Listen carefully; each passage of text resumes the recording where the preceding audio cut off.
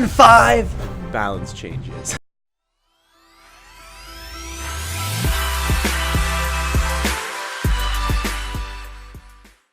The Elixir Golem is getting a health decrease of 10%. That means the total health of the Elixir Golem, the Golemites, and the Blobs go down from a total of 4,224 to 3,802 at tourney standard, of course. This means that the Elixir Golem will have the health of an Elixir Golem one level lower before the change. And we saw a lot of under-level Elixir Golems on ladder. So it will still be good, and that's not good. Get ready for Elixir Golem Meta Part 2! What do I rate this change? I rate this change a trash. Big trash. Yeah, it's big trash. It's not enough. Not even close. Wall breakers are getting a nerf. Their ADR, their area damage radius, is decreasing from 2 tiles to 1.5. The wall breaker's damage is also getting a nerf of 19%. This brings it down from 400 damage per explosion to 324 at tourney standard, of course. What do I rate this change? I rate this change a cash. It's good. It's good. You're still able to split the wall breakers, and if not defended, both can still get on tower, which is very, very powerful. Her damage is still very, very high, and I think Supercell did enough to bring this card into check, but also not destroy the card altogether. But it still seems very, very good and may see a nerf in the future. But for right now, I like it. I like it a lot. The Fisherman got a nerf. The Fisherman's hook range decreased from 7 to 6, and also the charge time to throw out the hook has increased by 9%. Originally, I thought this change was just to fix a couple of the bugs or maybe some spooky interactions, but it's a pretty big nerf. Now the Fisherman cannot activate the King Tower with the Hog Rider. It can activate the King Tower with the Goblin Giant. Also, activating King Tower with the Giant and the Ram Rider, it's possible now, but a lot harder to do, and it's pretty spooky. Not only that, but also now the Bandit gets the charge before the Fisherman hooks onto the Bandit, so the Bandit can pretty much counter the Fisherman now. What do I rate this change? I'm gonna go cash. I'm gonna go cash. Smash that cash. I'm gonna rate this change cash just because the Fisherman was very, very good. I still think it's gonna be really good. And now maybe Hog will get its way back into the meta.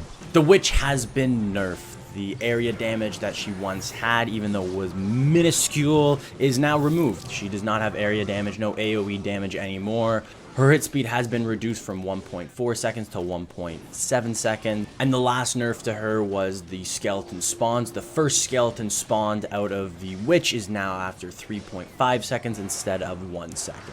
Overall, I rate this change a cash, baby. Let's kill the Witch! Kill the Witch! No, I don't think the Witch is dead. I still think it's going to be a very powerful card, but I think it's going to be powerful within certain archetypes. The area damage was so low before that you don't really notice it ever in a match, but if it ever did occur, it was very frustrating. And before the Witch hit like a truck, and it still does hit like a truck, but now it's just a little slower truck. It's a truck maybe on the scenic route instead of the highway. And the skeleton spawn is, in my opinion, the thing that will make or break this card. Now you'll have to react a lot quicker on defense with the Witch. You can't just play the Witch very reactively. You have to kind of anticipate it or play it early. For example, the Prince and the P.E.K.K.A. now could punish the Witch if not used quickly enough. So watch out for that in the new balance change. The Executioner got a buff. It is a buff. It's a buff. The max range of the Executioner has increased from 4.5 to 5, and the axe radius decreased by 20%. What do I rate this change? I rate this change a trash. It's so trash. It's so bad. Breathe.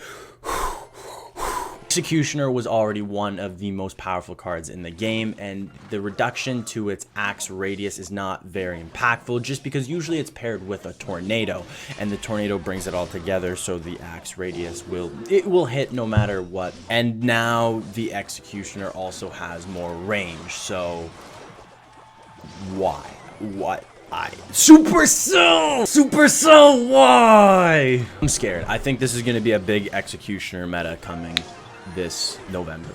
And the bar barrel got a buff, but not that big of a buff. Damage increase to the bar barrel is 7%, so that makes it go from 186 to 199 at tournament standard, of course. Do I rate this change? I rate it a okay. It's okay. It's nothing too crazy. For the interactions for this card, nothing really changes. The bar barrel can still not take out the Dark Goblin, the Princess, the Rascal Girls, but now it can destroy the guard's shields. But I don't know if I'm missing something, but this seems like a change you won't really notice this meta. Last nerf for the balance changes is the Baby Dragon. The Baby Dragon is losing 4.5% of its health. That means the Baby Dragon is going down from 1,064 to 1,016. So it's not much. What do I rate this change? I rate it cash. I rate it cash just because I see a powerful card. I see a card being a little too powerful if you see it in a lot of different archetypes, and you see Baby Dragon in a lot of different archetypes. So maybe it's a little too powerful. But I don't think this nerf is going to be that impactful because the Baby Dragon, what's good about it is it has a lot of health and it does splash damage. And now it still has a lot of health and it still does splash damage. So is there going to be any difference? Maybe it won't get that extra shot on the tower or the Princess Tower, but it's still gonna be good. It's still gonna be a good card. That is the balance changes for November. They have already taken place currently in the meta, in the game right now. And overall, I do like the changes a lot. I think they're very good. I think Supercell did a very good job of fixing a lot of the broken cards, but not doing too much to maybe make them not playable. A lot of these cards that got nerfed or buffed may have to see changes in the future, but for right now, let's see what happens. My prediction for the next meta will be pretty much, we will see a very similar meta to what we saw previously, except not as many witches. And to end this off, I want to do a little cash prediction on what deck will dominate this meta, and this is the deck I came up with. It's a 5 average elixir cost deck, and I think it's just a very powerful card. What I decided to do was put some of the most powerful cards in the game and then duplicate them 7 times, and this is the best deck I've ever seen.